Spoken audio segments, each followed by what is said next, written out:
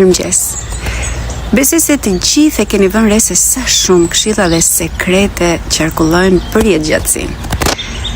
Mirë po, hani këtë, bëni këtë, merrni atë, nuk është mjaftueshme. Kryesorja është që njerëzit të jenë të qetë dhe pa stres.